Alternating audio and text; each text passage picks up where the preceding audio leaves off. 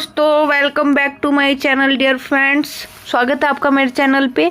तो आपके 8 practice set हो चुके हैं। ये आपका नोवा प्रैक्टिस सेट है। नया सीरीज़ का मैंने रिवीजन चला रखा आपका। रिवीजन होने के बाद दोस्तों फिर अभी जो सर ने एसएससी जीडी 2025 के लिए चलाई है वो करवाऊंगी।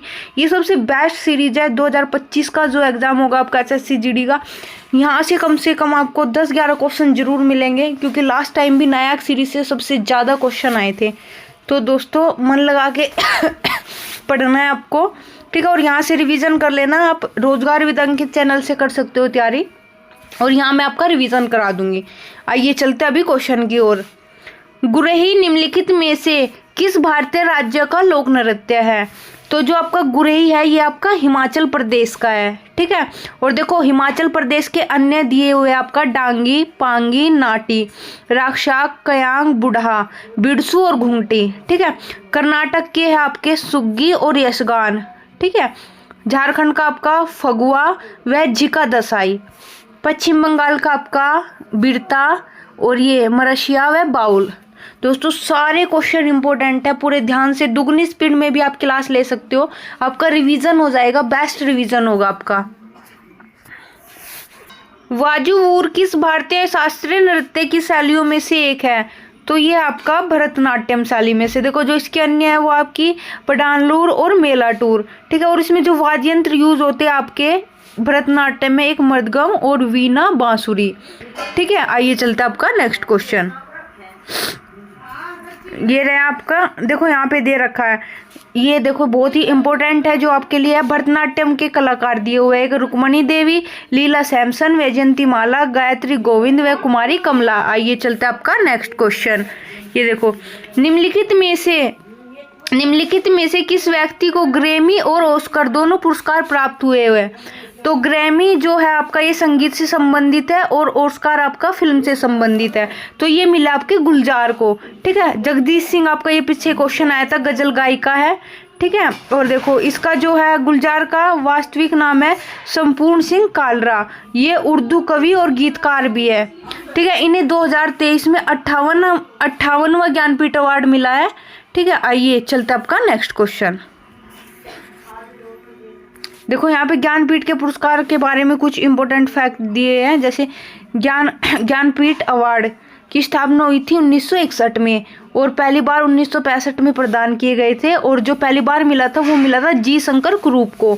और पहला जो हिंदी भाषा के लिए मिला था वो मिला था सुमित्रानंदन पथ को, पुरुष में, ठीक है। और पहला हिंदी भाषा के लिए मिला था आपका महादेवी वर्मा को। और वैसे अगर क्वेश्चन आएगा कि पहला ज्ञानपीठ पुरस्कार प्राप्त करने वाली महिला, तो वो आएगा आपका आशापूर्ण देवी। आइए चलते आपका नेक्स्ट क्वेश्चन। ये देखो निम्नलिखित में से कौन कुचिपुड़ी नृत्य शैली से संबंधित नहीं है?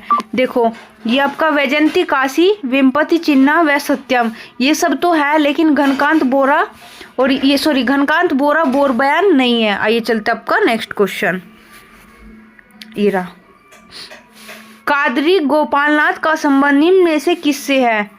तो इनका है आपका सैक्सोफोन से है, ठीक है। इसका देखो जो अन्य आएगा इसमें मनमोहन सिंह, अल्लाह रखा रहमान और अदनाम सामी, ठीक है। तबला से आपके तन्मय बोस व विक्रम घोष।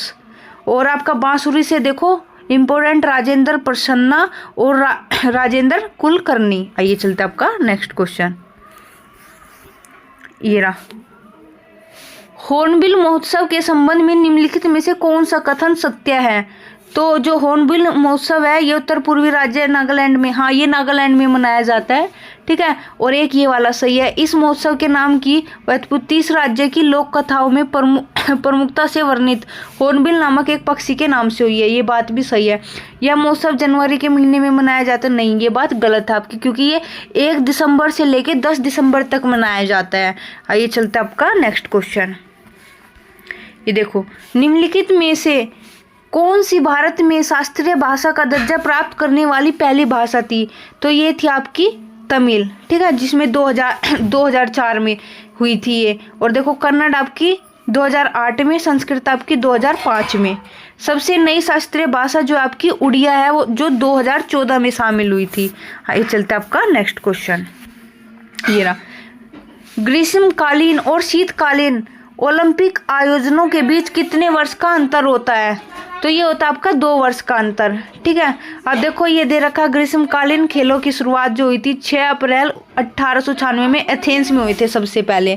ठीक है, और इसमें जो इम्पोर्टेंट है इसमें दे रखा आपका 2020 में हुए थे ये टोक्यो में, 2022 में बीजिंग में, 2024 में पेरिस में, और 2026 में जो होंगे वो हो गया आपके इटली में।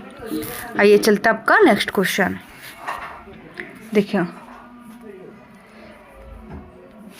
Truth love and a little malice आत्मकथा निम्नलिखित में से किस लेखक द्वारा लिखी गई है? तो ये लिखी गई है आपकी खुशवंत सिंह द्वारा। ठीक है, ये चलता है आपका नेक्स्ट क्वेश्चन।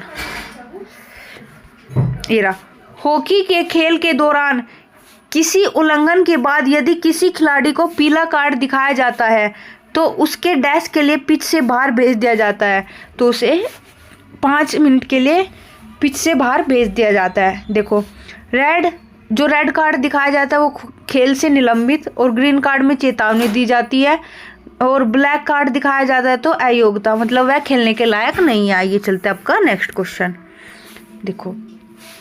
भारत में निम्नलिखित में से कौन सा राज्य के नीति निर्देशक सिद्धांतों का गांधीवाद सिद्धांत है? तो इसमें आपका आएगा ग्राम पंचायत का गठन करना। ठीक है, ग्राम पंचायत का गठन करना। ये चलता है आपका नेक्स्ट क्वेश्चन। भारतीय संविधान का डैश भारतीय नागरिकों के मौलिक कर्तव्य को परिभाषित करता है? तो ये करता है आपका अनुच्छेद 51A, जो मौलिक कर्तव्य आपके अनुच्छेद 51A में है। ठीक है, और देखो ये मौलिक कर्तव्य आपके भाग 4A में है। ठीक है, और आर्टिकल आपका 51A आ गया है।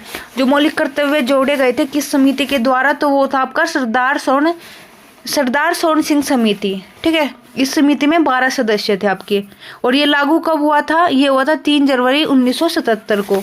आइए चलते हैं आपका नेक्स्ट क्वेश्चन।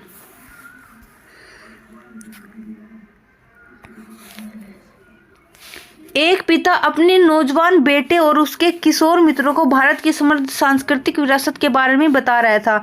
पिता किस अनुच्छेद में मौलिक कर्तव्य का प्रचार कर रहे थे? तो ये तो अभी बताया अनुच्छेद 51A में।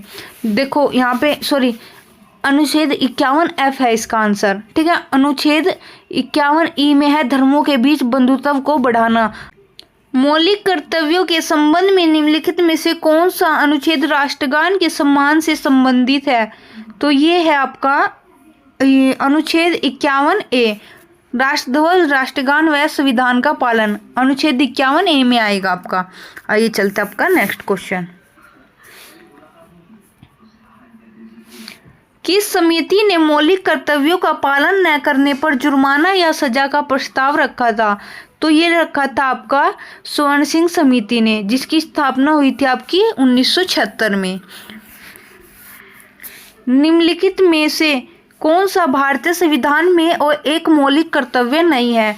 सार्वजनिक संपत्ति की रक्षा करना, देश की संपूर्णता को बनाए रखना, संप्रभुता को बनाए रखना और उसकी रक्षा करना, सद्भाव और भाईचारे की भावना को बढ़ावा देना, वह स्मारकों की रक्षा करना।